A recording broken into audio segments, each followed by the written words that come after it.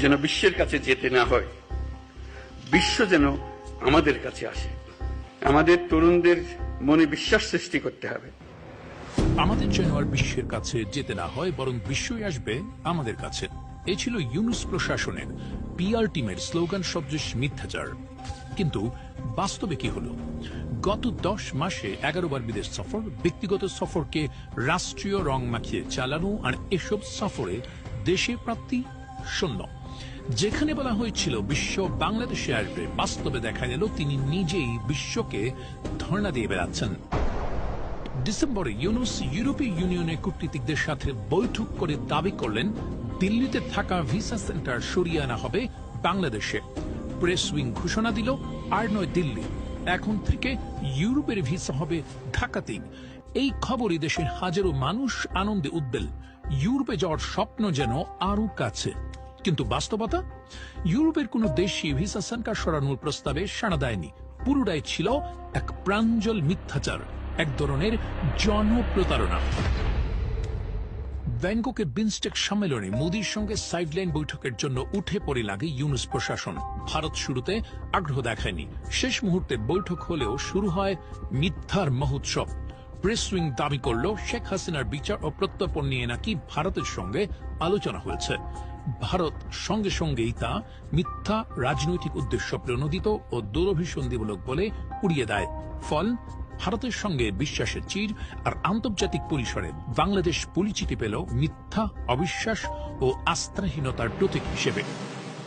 জাপানে $1.06 বিলিয়ন ঋণের photo session করলেন এমন ভাবে যেন এটি তার প্রাপ্তি, কিন্তু বাস্তবে এটি ছিল পূর্ববর্তী আওয়ামী লীগ সরকারের অর্জন ও পূর্ব প্রকল্পেরই ধারাবাহিকতা।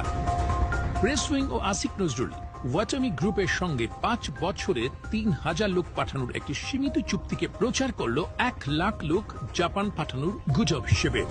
আমাদের ডক্টর ইউনূস স্যার জাপান থেকে আশ্বাস পেয়েছেন 1 লক্ষ শ্রমিক নেওয়া হবে। পরবর্তীতে এই মিথ্যাচার ধরা পড়ল ওয়াটামি গ্রুপ নিজেরাই যখন চুক্তির বিষয়টি তাদের সাইটে প্রকাশ করল। অর্থাৎ ভারতের বৈঠকের ঘটনার পর জাপানের সাথেও মিথ্যাচার। চীনের 9টি সমঝোতা স্মারক ও বাংলাদেশের অর্জন নিয়ে গলা ফাটালো প্রেস উইং।